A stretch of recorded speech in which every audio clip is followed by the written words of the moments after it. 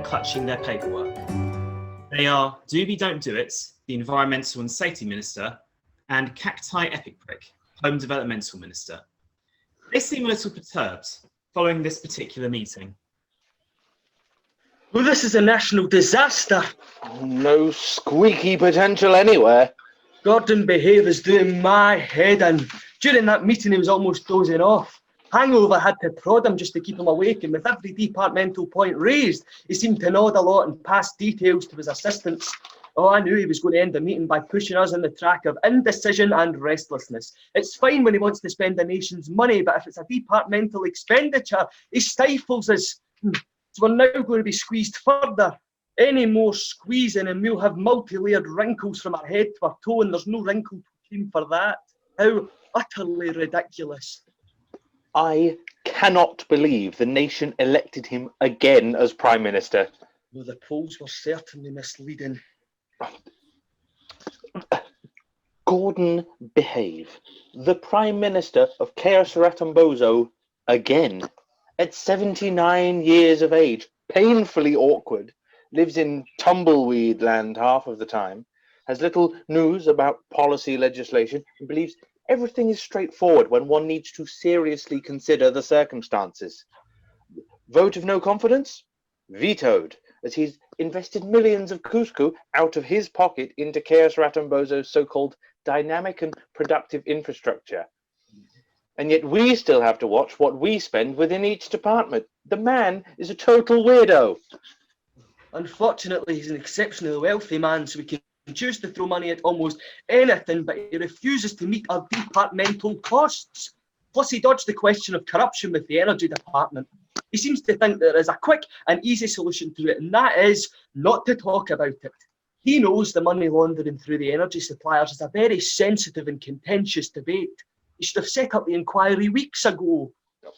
Even though the Prime Minister has put off discussing these corruption issues today, he will have to face the music in the very near future.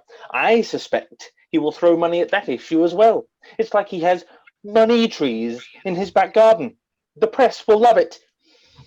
We are trying to put Chaoserratumbozo on the map for good trade and investment partnerships, and thus demonstrates resourceful human development, but he is still presenting Chaoserratumbozo to the world as a lacklustre and unproductive nation overall.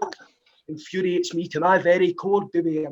I was delaying taking up kickboxing, but now I think I should enrol as soon as possible. The frustration caused by Gordon Behave is tensing all my muscles. During the election campaigns, Gordon has a hideous bout of pneumonia. He was in critical condition. I was totally amazed by his recovery. I think the nation felt sorry for him, and so they voted for him. He was carted into intensive care for a short spell, or perhaps the rumours about the election result being rigged are true. Now, I know we don't have any proof, but I wouldn't be surprised if Gordon was secretly palm greasing. However, if not rigged, it is quite surprising that this time a high percentage of the electorate actually voted for Gordon Behave. Most annoying. It's such a pity the leader of the opposition didn't chain smoke enough. He could have easily worsened that chronic obstructive pulmonary disease and then requested oxygen therapy. The electorate would have felt sorry for him, and thus could have won the election instead of the incumbent. Definitely no squeaky potential there. Quite frankly, I was hoping that he would not make it. Oh, me too. I was so sure he wouldn't have another opportunity in glory old house. To be. I was referring to his death. His death would have been a disappointment for some. However, it would have been a wonderful blessing in disguise. So true. To celebrate. Oh, we could have made an official holiday for the nation to commemorate his passing. But alas, the dream lives on. Surely we could try the other option again. Of course, there is that option. The first time it was a botched attempt. He said he missed Gordon Behave by yards and shot the strict overseas minister as he suddenly jumped in front of him. The fool was so eager to talk to the Prime Minister that he got shot in the back.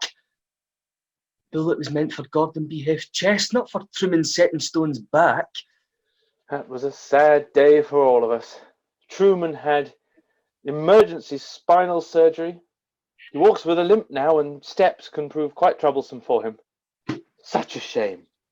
Killam now was so close to removing Gordon Behave from the political arena and society. After that botched attempt, Killam now had to go on the run for the authorities, but they complicated matters until the evidence was inadequate to sentence him, remember. So the case was eventually dropped. Thankfully. That is why we should utilize this second opportunity and get in contact with him once more. I'm sure he will want to try again. It's been 5 years since the botched attempt. Before we get too excited about this second assassination attempt, we must take stringent measures to ensure that this incident is 100% successful. During the first attempt, there was a road closure and we had to take a diversion to reach his location. The delay ruined the assassination attempt. Killam now said that he got a little angry with the road closure and that affected his concentration on the day.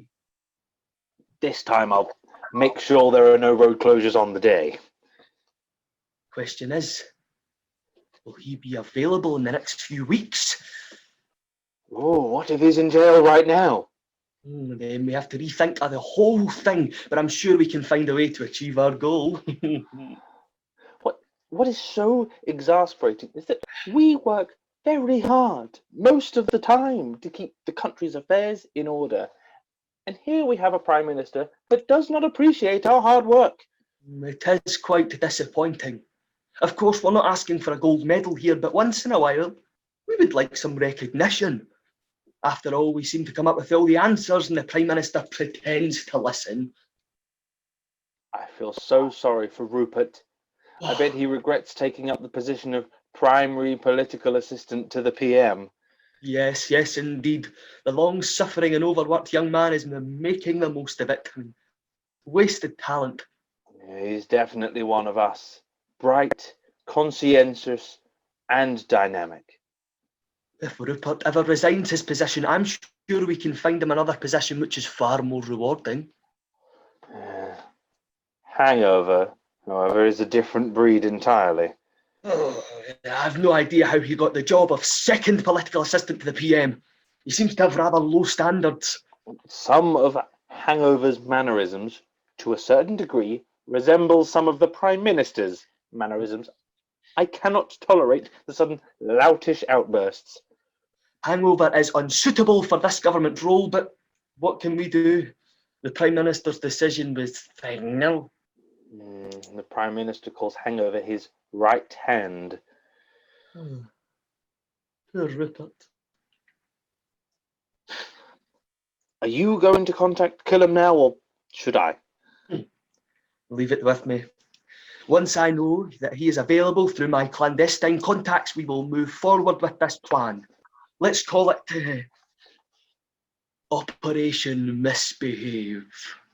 From now on, strictly Dubé, this must stay between us. Naturally. I will leave it in your capable hands. Looking forward to the grand day already. This plan has squeaky potential. Both cabinet ministers cheerfully leave the room, clutching their files and going their separate ways. Scene 2. Rupert and Hangover appear in the main hallway of Glory Old House. There is a large black lacquered double-doored cabinet, ornately decorated with colourful floral prints, placed in the hallway. Rupert, late 20s, is a very smartly dressed, handsome young man. He appears quite stressed. Hangover, of similar age to Rupert, is dressed in an ordinary suit and appears rather relaxed. They are the Prime Minister's faithful and hard-working assistants with different skill levels. Rupert is the legal and down-to-earth assistant, known as the primary political assistant to the Prime Minister, whereas Hangover is the not-so-legal and usually optimistic assistant, known as the second political assistant to the Prime Minister. Rupert is stressed as they still have not located the Prime Minister's whereabouts, and another important meeting is about to take place. Hangover cannot work out why Rupert needs to be so stressed. This is a national disaster. I thought everything was fine. We are going to be humiliated. This is just too much. Are you having another one of those breakdowns? Do you want me to hold you for a bit? I am not having another breakdown. That was last year. And besides, I had my genuine reasons. So just please stop using that as an excuse during this most urgent time. This most urgent moment in time. And for the record, I don't want to be hugged by you. I'd rather be hugged by a sloth. Why are you so stressed then, Rupert? It's only, what, 9 o'clock in the morning? Didn't you grab any breakfast? Have you got the shakes again? I have had my breakfast. Thank you, hangover, and 2 sugars in my tea this morning. Yeah.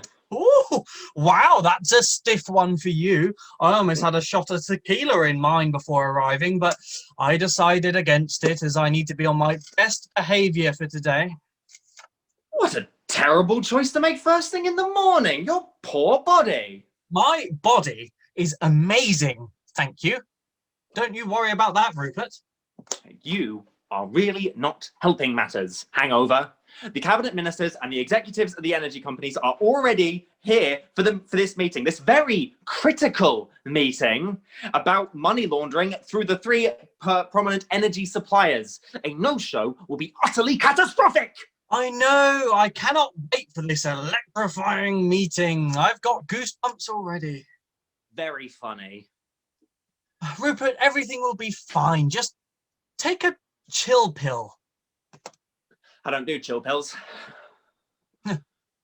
I'm sure I could arrange some for you. Absolutely not. No, thank you. He still has 7 minutes to go, Rupert. Or we could just start without him and you could pretend to be the Prime Minister. I know you're desperate to take his place again. In order for this meeting to take place, hangover, we need the Prime Minister. We cannot start without the head of government. He did seem a little excitable yesterday. Oh, I didn't really notice. That could have been the reason he's not here. So where is he, hangover? Come on, the clock is ticking. I mean, you could call his mobile and check or leave a message after the beep. I have already done this, hangover, 3 times this morning. My throat's already dry with anxiety and palpitations. Did you dial the number correctly? Of course I did, you imbecile. Why would I dial a wrong number? Look, I know the meeting is very important to the Prime Minister, but do you think he's just having second thoughts? No, not at all. He has another 6 minutes to get here. Otherwise, we will have a grave problem. I will have to go in there and tell them that the Prime Minister isn't coming to the meeting, and my reputation will be ruined by this irresponsible act. Look, I know Minnie was on duty yesterday. She emptied your bin, but she forgot mine completely. Oh. I wonder why that happened. Well, this means he was only really focusing on one thing and one thing only. Great. The young 79-year-old loaded with mega testosterone abandons political duty for after-hours amusement.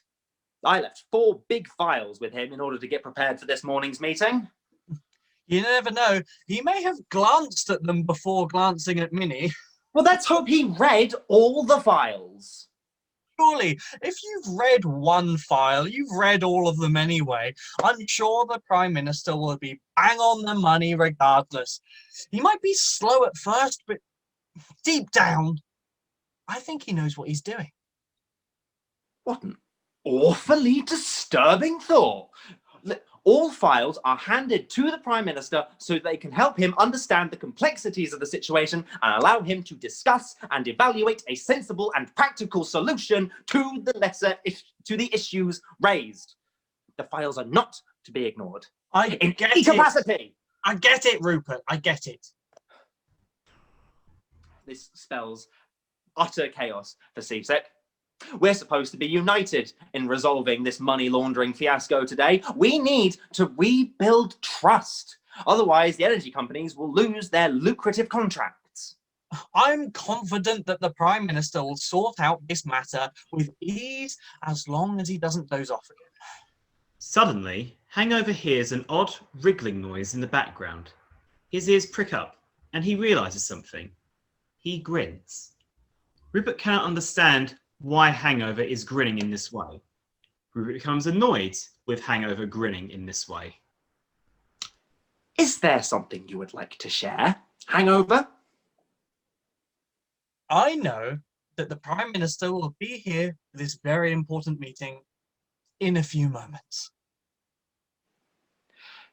Is there something that you know that I don't, Hangover?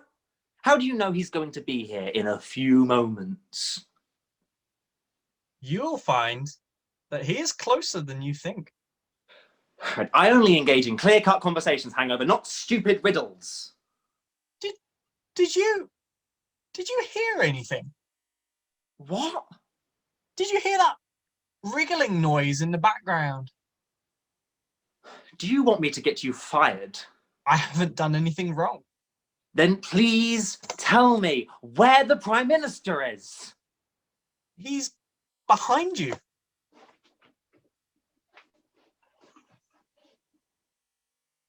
Hangover, this is a black lacquered cabinet. Yes? And The black lacquered cabinet is not the Prime Minister. well, I know that. So why did you say the Prime Minister is behind me when clearly he is not? He is behind you. Are you going through some sort of vision crisis? Are you seeing people or things that are not there? Are you doing drugs? The Prime Minister is inside the cabinet. Inside the cabinet? Yes. At first, I didn't take him seriously. He said he was going to stay down here the night and see if he could get Minnie's attention before her shift ends. So he kept inside the cabinet into the early hours of this morning. He asked me not to disturb him. I think he's still in there. I honestly thought he was joking when he mentioned it to me yesterday. So you mean if I open the double doors to this black lacquered cabinet, the Prime Minister will emerge? Yes. Are you making all this up so that you'll have something to gossip about later? I am giving you the facts, Rupert. They wouldn't fit inside this cabinet. You know, he's not that small. I beg to differ. He is small enough to fit inside the cabinet. He made me measure the depth and the length on my first day. He said it was for a secret operation. Well, but I ordered this black lacquer cabinet about 6 months ago. I mean, he said I needed to place it here so that he could do important research. Never consciously thought to question it, as you know, I assumed he was going to store files in it. Minnie started working here about 7 months ago. I think Minnie was the reason for this cunning but beautiful plan. This is not a cunning and beautiful plan. This is utterly ridiculous, and it's degrading. The Prime Minister should know better. Go on then. Open it.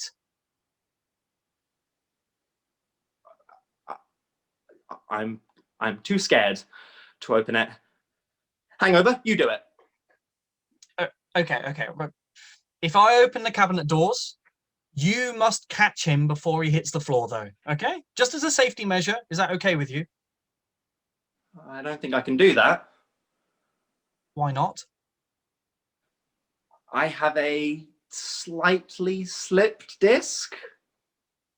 As you know, the Prime Minister does not weigh that much. You will be able to hold him long enough to at least let him go. Well, I could end up with a very serious neck and back injury. Look, don't worry about it. I have drugs that will take care of that. Even, if you hurt your back and neck, you won't feel a thing. No, thank you, Hangover. It's all legal. No, I have no idea how you got this job. You're very strange and crude sometimes. You know, it's rather painful to watch and listen to. Well, thank you very much for your kind compliment. I really appreciate it. It wasn't a compliment. From the moment I joined office, you've disliked me. Well, I'm still trying to get used to you. You know, 8 months is not enough. That makes 2 of us. Well, are you going to get these cabinet doors? Okay. Are you ready? Yes, please hurry. Hangover opens the cabinet doors and the Prime Minister rolls out. Rupert sheepishly holds out his hands to save the Prime Minister from rolling, but the Prime Minister hits the floor anyway. Rupert moves to one side. The Prime Minister very quickly rises to his feet, dusts himself down, adjusts his suit, and rearranges his hair. He has a very big smile on his face. Rupert is shocked of his unusual entrance. Hangover smiles back. So, are we ready to start this meeting then? Absolutely, Prime Minister. I am really surprised that you fit inside that lacquer cabinet, Prime Minister. Well, thank you for asking, Rupert. It was a very successful operation. And how are you feeling, Prime Minister? Very well, thank you. Life is great. I can only hear the birds cheeping and my lungs are bursting with fruitful air. How are you chaps feeling today? Well, a little traumatized by your entrance, Prime Minister, but I'll get over it. Your entrance was masterful, Prime Minister. Masterful. How do I look? Hangover, get a tissue for the Prime Minister, please. Why? You have your red lipstick on your cheek, Prime Minister. I have no idea how that got there. Hangover takes out a tissue from his trouser pocket and wipes the red lipstick off the Prime Minister's right cheek. He pats the tissue back in his pockets. There you go. You are ready now, Prime Minister. What would I do without you, Hangover? Remind me later about your pay rise. Prime Minister, Hangover can't have a pay rise. I've been here longer than he has. But I have witnessed how you treat him, and I think he deserves a raise. He's had to put up with your moody and cold behaviour since you joined this office. Well, what about what I've had to deal with, Prime Minister? That's not fair.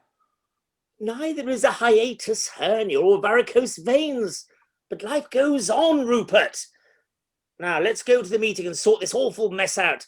Hangover, make sure you prod me if I nod off. Of course, Prime Minister. Oh, by the way, has our finance minister given a date of when she'll be returning from her sabbatical? I'm afraid not, Prime Minister. She's probably having a really good time. Good for her. Rupert rolls his eyes as the Prime Minister continues to lead the way to the meeting. Rupert and Hangover hurriedly shut the cabinet doors and then swiftly follow him. Rupert makes sure he walks directly behind the Prime Minister before Hangover can. Hangover gets a little annoyed as Rupert grins, knowing that he pushed in front of him. Scene 3. The next day. The Prime Minister, Rupert, Hangover, and other ministerial colleagues are in the middle of another important meeting to address the atmospheric pollution that is driving people away from certain regions of Chaoserratumbozo. These smelly people are having a grave impact on the environment. As a result, tourism, trade and investment are on the decline. There are 3 prominent cabinet ministers present at this sensitive meeting. There is Doobie Don't Do It, Environmental and Safety Minister, Elegantly Plaster It, Health and Wellbeing Minister, and finally, Cacti Epic Prick, Home Developmental Minister. The Prime Minister is feeling tired again and almost dozes off. Hangover gives him a nudge. Rupert hurriedly pours the PM a glass of water to help him stay awake. The Prime Minister takes a sip. The Minister, you must understand that we are facing a national disaster. Prime Minister, the stench is absolutely unbearable now. The atmospheric pollution is alarming. It is much worse than driving a diesel car. Lives have been affected at a significant rate. Whilst this regional water campaign has been very successful and the water levels have remarkably increased within these 2 reservoirs, many smelly people have visited A&E for countless infections. Gangrene has returned with a vengeance. Some cases are quite terrible and disheartening, as it's gone from a gruesome green to a mortifying black. Prime Minister, my department's budget is overstretched. We are down on our knees. Some of the patients' needs are out of control. Either the Treasury releases more funds or we stop treating the patients. Simple as that.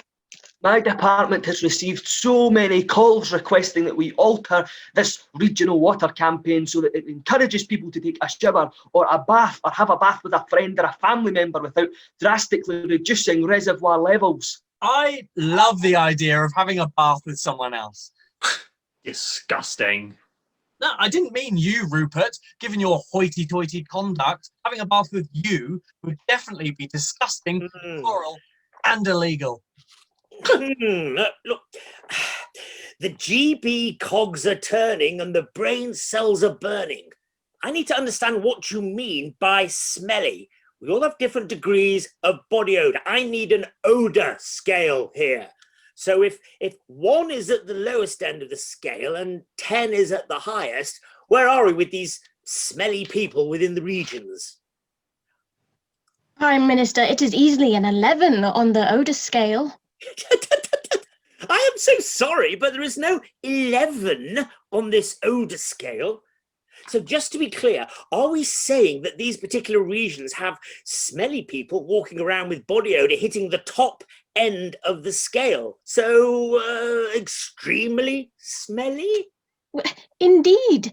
If we do not take action now, their deadly odor could kill half of the electorate. What doesn't really matter now is this will be my last premiership. So sorry, did I actually say that out loud? What I meant to say was perhaps we should supply everyone with hankies to mask the smell as a temporary measure. Prime Minister, when you walk into certain streets within these regions, the foul odour is very strong smelling. It hits the pit of your stomach very quickly. I was visiting a local environmental awareness group to discuss the different types of pollution we experience, what their harmful effects are, and what we as a nation should be doing to reduce these different types of pollution. The moment I stepped out of the vehicle, I felt quite lightheaded. One of the activists came to my rescue. I had to sit down, loosen my tie, and have a sip of water. After about 5 minutes, I was ready to speak to the group. I had to apologize for my sudden lightheadedness. It was a little embarrassing, but they did understand why it had happened. Prime Minister, in the last few months, the Chaoserratumbozo policing circle has received over 20 resignations and 14 transfer requests due to this heinous odour. These are very frightening and distressing numbers. I had an important home development meeting to discuss how we could increase policing within these affected streets. Unfortunately, whilst I was still in my vehicle, the horrific stench had already hit my nose. I gagged in the vehicle. My assistant was very kind and she gave me a brown paper bag and informed me that I looked unattractive when gagging. Using the brown bag over my mouth helped to calm me and regulate my breathing. And after that, as I lighted my breathing, my vehicle, I held my breath until the head of the Chaoserratumbozo policing circle greeted me. He looked a little puzzled seeing me post-gagging face. Did he smell? Thankfully, he did not. So what if we supplied everyone with deodorant? Prime Minister, if I may interject, the stench will not go away by using deodorant alone. We need to offer a better long-term solution. We could offer body wash and shampoo as well. What if we campaign for a good shower and bath with a friends day? That would be the best campaign ever. Hangover, please compose yourself. You're not in school anymore. Prime Minister, we must be cautious about what we are really promoting here, as the government should not promote or insinuate any kind of foul play through any campaign. It is imperative that we formulate an effective water campaign and not promote any touchy-feely ideas. Our focus is on personal hygiene only to mitigate the serious effects of this deadly stench. Yes, yes. And furthermore, it is vital that we encourage everyone to drink clean water as well. You know, drinking water would certainly promote good health and notably improve personal hygiene. Prime Minister, several plots of land in these areas are within the boundaries of the Chaoserratumbozo green belt. And some of the greenery is now turning more into a yellowy hue, as this atmospheric pollution is spreading on an epidemic scale. But are you sure it isn't the scorching sun or an actual infectious plant disease? We have had some very high temperatures recently. I am absolutely sure that it is not the scorching sun, Prime Minister. The plant disease tests proved this. The aforementioned pollutant has given rise to this problem. It is very disturbing when you realize that the human odor is actually responsible for the majority of the ruination. Fine, fine. Let's give them free deodorant, body wash and shampoo supplies until further notice. Or should we? I'll sleep on it. Just give me the files and I'll read all the details. Prime Minister, the provision of free deodorants, body washes and shampoos is a temporary measure. What we really need to do here is encourage everyone to be sensible, health conscious and have a wash regularly. This is the only way the government can help aid good hygiene skills and improve overall well-being. It will definitely cost us less than supplying free deodorants, body washes and shampoos. I mean, if anyone were to offer me free toiletries, I'd probably sell them. Absolutely pathetic. Excuse me? What I meant to say was that the selling of the free goods is not a commendable action. The GB cogs are turning and the brain cells are burning. It all depends on the figures, really. Well, Prime Minister, the new water campaign should not cost any more than 3 million couscous. Every household will be contacted and we will ask, politely, that all with poor hygiene issues should take a shower immediately without the fear of any scrutiny to their water bill. 3 million couscous? That's a lot of money for smelly people. But every penny will help save lives, Prime Minister. No doubt. There will be some residents who will complain about the rise in their water bill, especially if they have more smelly family members. I suppose we could offer a discount of some sort if people take up our initiative. Unless we take appropriate action, Prime Minister, we will be facing ruin beyond measure, and as a result, they will definitely cost more than 3 million couscous in damages in current and future business negotiations at home and overseas. These extenuating circumstances will cause all governmental departments to perish. It is clearly a national emergency, Prime Minister. I know that, Doobie. So, moving forward, Prime Minister, what do you think we should mainly focus on here? Should we encourage the nation to have a bath or a shower, or should we encourage both? Whilst having a bath is quite relaxing, one does use a lot of water in order to do so, as bathtubs, they come in all sorts of shapes and sizes. Oh, perhaps we should penalise people who choose to have a bath instead of a shower to help control overall water usage. We need to maintain good reservoir water levels at the same time, whether this water campaign is going to be unsuccessful and a total waste of taxpayers' money. Surely that would defeat the objective here if we imposed penalties. We will apply diplomacy, as always, within our campaign so that people understand the underlying message and give us little reason for concern. We could perhaps suggest the following strategy as part of our water campaign. Save water, just shower. Possibly. Or what about have a shower and not a bath? What if everyone wants to have a bath? We will have a drought. They can't all have a bath. Or we propose an additional tax for having a bath and no additional tax for having a shower. Thus, the incentive of having a shower becomes more appealing. Excellent idea. What if we suggested the following? If you don't shower, you will die. That's a little harsh, don't you think? Yes, that is a little harsh. We do not need to directly associate this campaign with dying. What if we propose the following? Help the environment have a shower. Not too sure about that one. What if we introduce pool parties? I love pool parties. They could all wash together, and that way we'd save a lot of money. Pool parties are totally inappropriate. What a terrible suggestion. I've never been to a pool party.